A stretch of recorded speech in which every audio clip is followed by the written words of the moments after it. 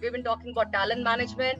So especially if you see the future of work, which has been like a mirage, it has already arrived, as we already know. And typically, as you see, Satya Nadella has very correctly said, whatever which had to happen in 2 years' time of digitalization last year, it happened in 2 months. You especially look at skilling, it's just not about reskilling, it's about going beyond reskilling. So here, as Deloitte clearly says, about unleashing potential of every employee, and that's what happened last year, because everybody was trying to find out, navigate, and look at what's the best thing that they can do at the workplace. So their own individual potential actually came forward. So it's not going to be like a prescriptive approach, but it's going to be something which will evolve out of empowering people. The need for meta skills. Things are moving so fast. There's this very interesting debate going on. Should we actually invest on skills or capabilities of people? Because technology is changing every day. Today I train people on something, and tomorrow there's a new version, new platform, new this, new that.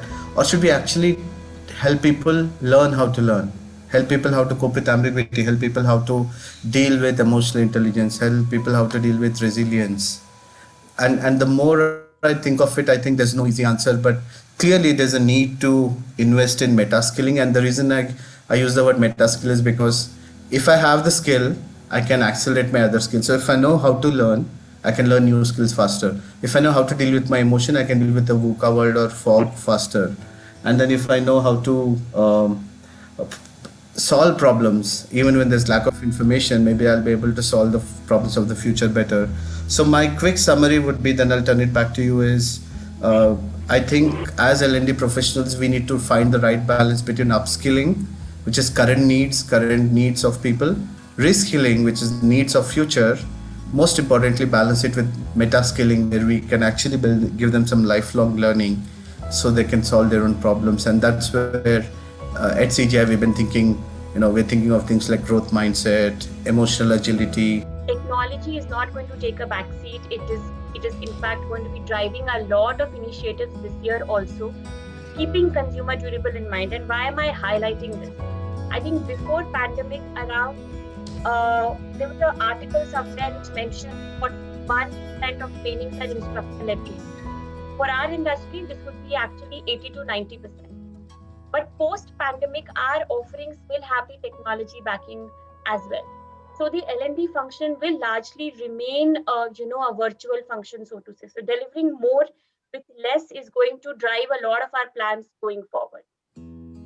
When I say virtual, L&D function, this brings me to the third perspective that I wanted to, mention over here, which is the entire learning experience design, where content curation and content creation take the center stage.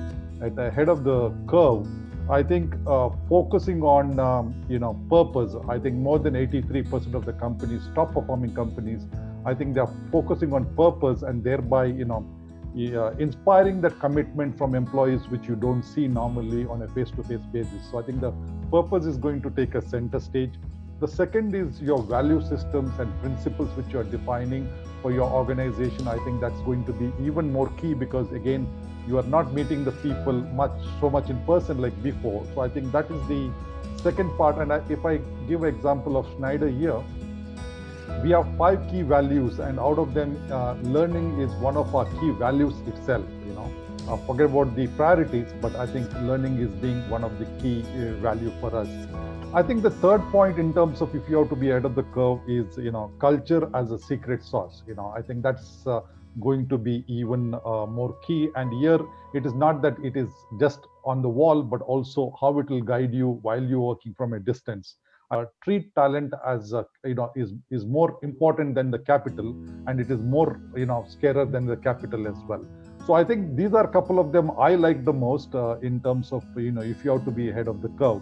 The next one which we are focusing at Schneider is that peer learning and community learning. How do you put them together, learn from each other rather than so much from the classroom per se, but also the exposure piece.